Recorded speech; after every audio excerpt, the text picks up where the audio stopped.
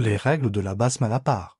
3. أعوذ بالله من الشيطان الرجيم بسم الله الرحمن الرحيم وصلي وسلم وبارك على سيدنا ومولانا محمد وعلى آله وصحبه والحمد لله رب العالمين السلام عليكم ورحمة الله Alhamdulillah. Nous continuons donc à expliquer les ahkam de la basmala. Donc, ولم تشرع واجبة إلا في ذكاه فإنها فيها واجبة وإليه أشار بقوله. Donc, le caractère obligatoire de la basmala est uniquement légiféré dans le cas de la zakah. C'est à cela qu'il fait allusion dans les vers suivants. Amma wujubuha fa fi zakati nuqila la ghayru anil qudati. Donc, effectivement, la basmala n'est obligatoire uniquement que pour le cas de la mise à mort d'un animal en vue de consommation. Le terme zakah ne se limite pas à l'égorgement, il indique tous les cas de mise à mort d'un animal licite à la consommation.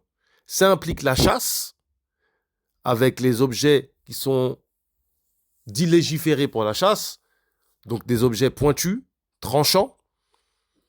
Les balles de fusil sont prises en compte de par leur caractère transperçant. Les flèches, les lances, évidemment.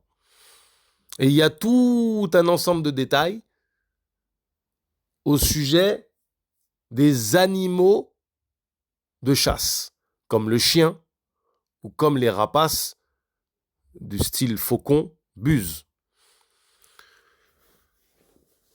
De même qu'il y a des détails dans le cas où on a blessé l'animal, à savoir est-ce que la blessure est mortelle ou non, etc.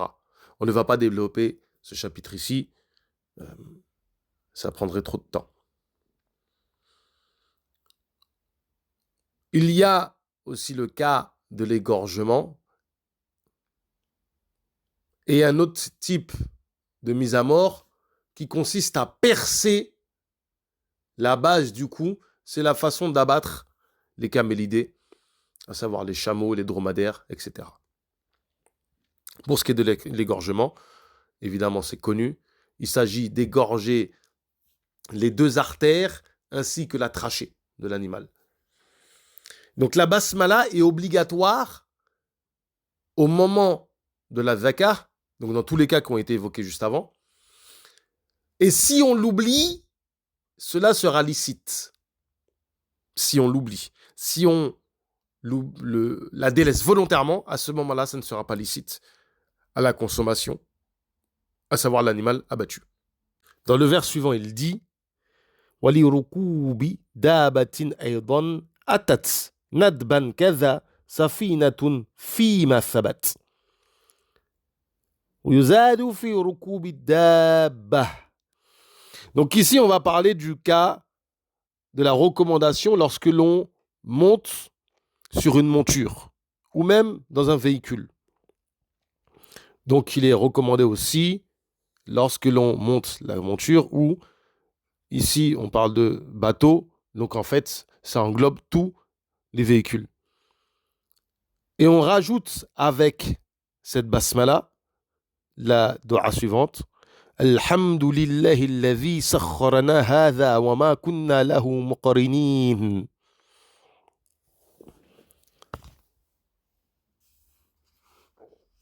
Cette dua qui est rapportée à rajouter en plus de la basmala. Donc bismillah, alhamdulillahi alladhi sakharana hadha wa ma kunna lahu muqrinin. Wa fi safina. Et donc lorsque l'on monte sur un bateau, et donc ici on comprend aussi une monture, bismillahi mujriha wa fi nuzul bismillahi mursaha. Donc en fait quand on monte on dit bismillah mujriha et lorsqu'on descend bismillah mursaha. Donc tanbiyatun wa tatammima. Donc une petite remarque qui consiste à compléter en plus de ce qui a été dit comme dua à faire. وإن قال راكب سبحان الذي سخرنا هذا وما كنا له مقرنين